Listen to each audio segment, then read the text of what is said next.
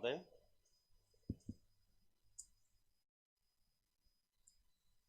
हामी आज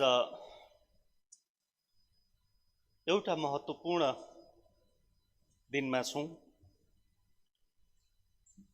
यो परदेशको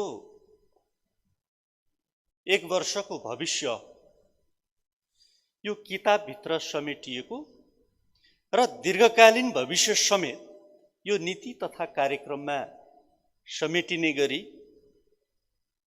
आउनुपर्ने दिन, यो महत्त्वपूर्ण दिन जसले ती जनता जो साँझ बिहान हातमुख जोर्ने समस्यामा छन् तिनको भविष्य कोर्ने दिन र त्यसैको बारेमा छलफल गर्ने दिन यहाँ उपस्थित भएका छौं। म सबभन्दा पहिला आजको यो महत्त्वपूर्ण दिनमा मुलुकमा गणतन्त्र स्थापनार्थ शहादत प्राप्त गर्नुहुने सम्पूर्ण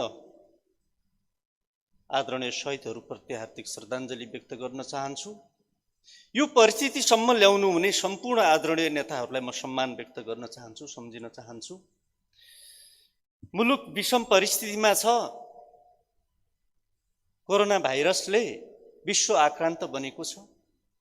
विश्वमा यसैको कारण धेरैले ज्यान गुमाउन परेको अवस्था छ। म नेपाल लगायत सबै अब यो कोरोनाको कारणले मृत्युवरणमा पुग्नुहुने सम्पूर्ण आदरणीय आमाबुवा दाजुभाइ दिदीबहिनीहरूलाई हार्दिक श्रद्धाञ्जली व्यक्त गर्न चाहन्छु।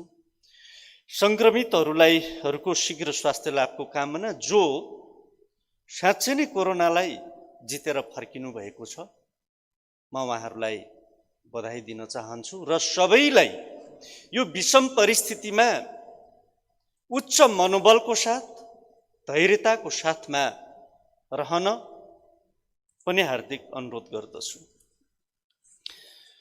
सभामुख महोदय, मेरो हातमा यो 2077-78 को नीति तथा कार्यक्रम छ। भनौं सम्धिको चित्त दुख्ने, नभनौं छोरीको नाक बुच्चै भने जस्तो मैले यसमा अध्ययन गर्दा पाएँ। वास्तवमा मैले सरसर्ती हेरेँ,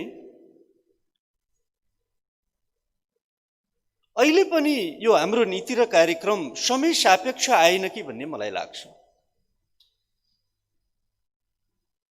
वास्तवमा अहिलेको परिस्थिति के हो, यो परिस्थितिले निर्माण गरेको अवस्था के हो, त्योसँग जुझ्न सक्ने किसिमको नीति र कार्यक्रम आएन कि भन्ने मेरो ठम्याइ छ। अहिले साँच्चै नै मुलुक कोभिड-19 को कारण थिलो परेको अवस्था छ।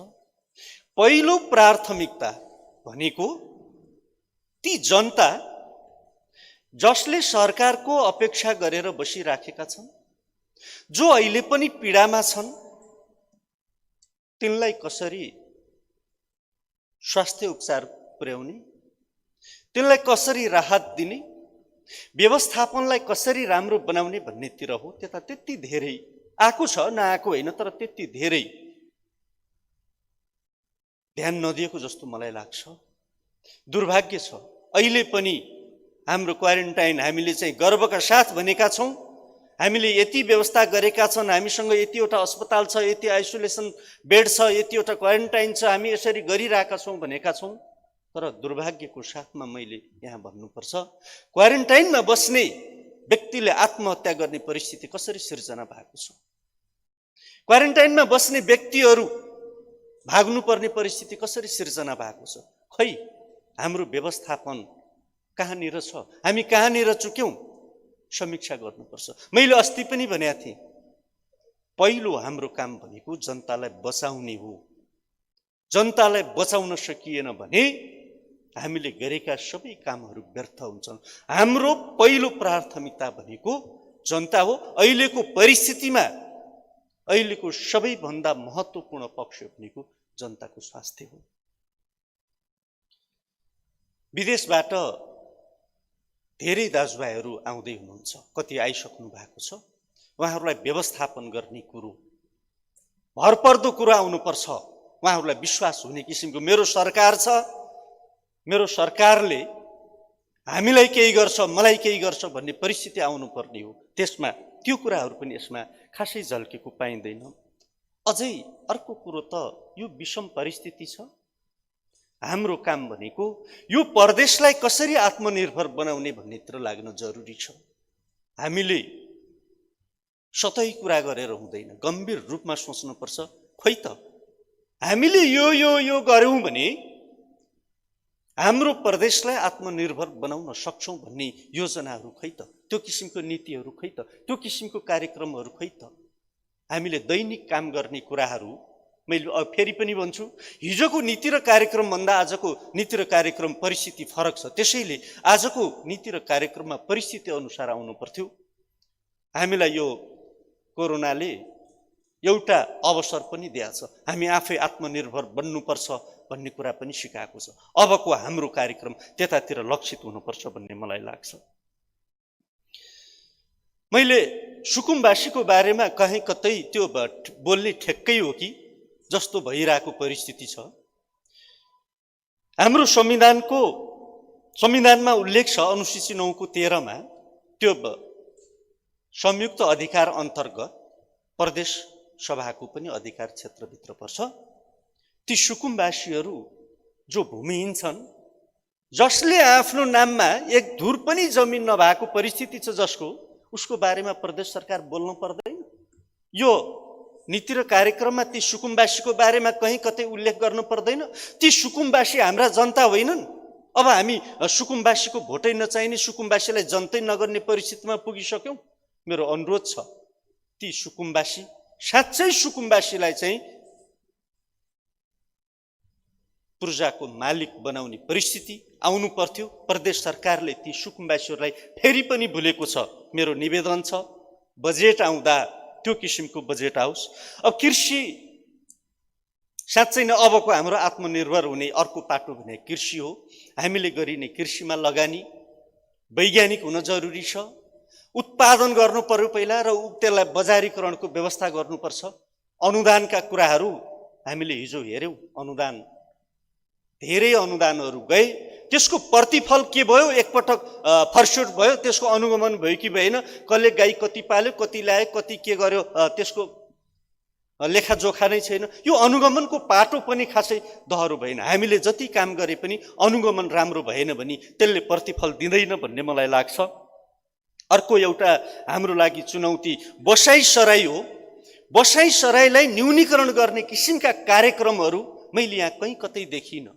कहीँ गाउँ रित्तो भएको छ, त्यो गाउँलाई रित्तो नबनाउनको लागि त्यही गाउँमै फर्कौँ, त्यही गाउँमै बसौँ भन्ने किसिमको कार्यक्रम हाम्रो बनाउनु पर्दैन? अब गाउँलाई हराभरा बनाउनु पर्दैन हामीले?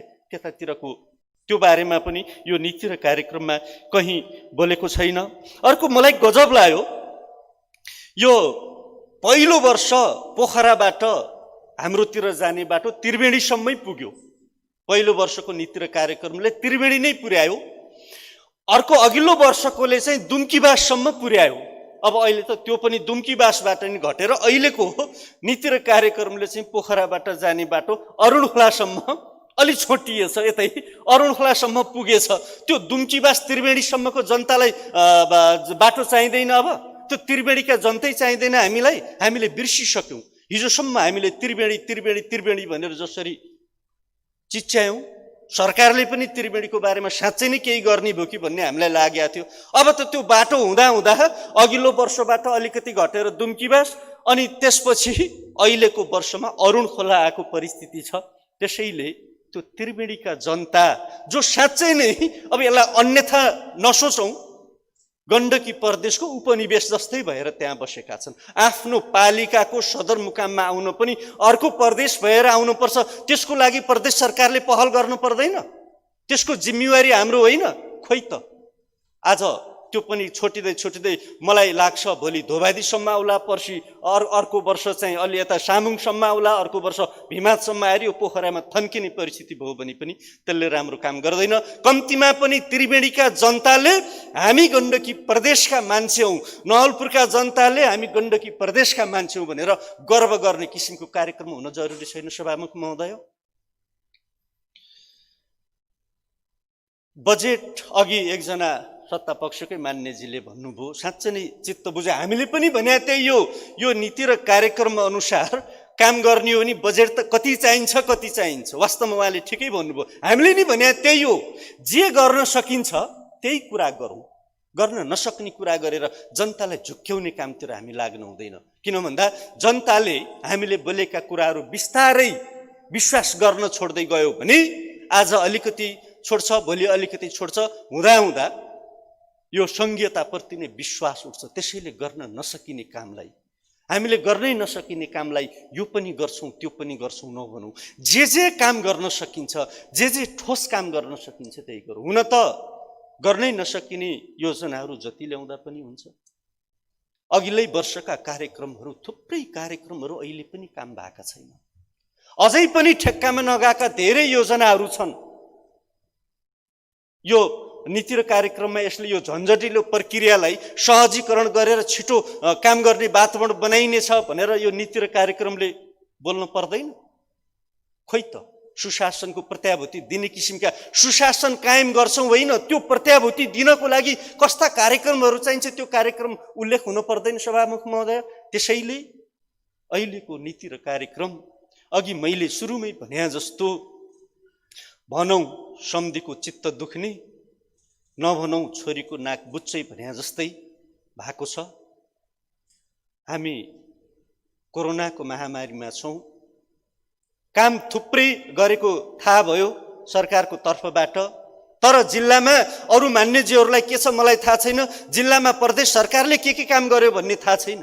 त्यहाँ प्रदेश सदस्यको कहीँ कतै अलिकति भूमिका हुन पर्दैन सभामुख महोदय? कम्तीमा नि यो प्रदेशले गरेको काम हो, यो जिल्लामा प्रदेशले यो काम गरेछ, कोरोनाको बारेमा यो काम गरेछ भन्ने कुरो थाहा हुन पर्दैन सभामुख महोदय? यसले के बुझाउँछ भन्दा प्रदेश सभाका सदस्यहरू भूमिका विहीन हुँदा काम राम्रो हुन्छ भन्ने हो। धन्यवाद। जय नेपाल।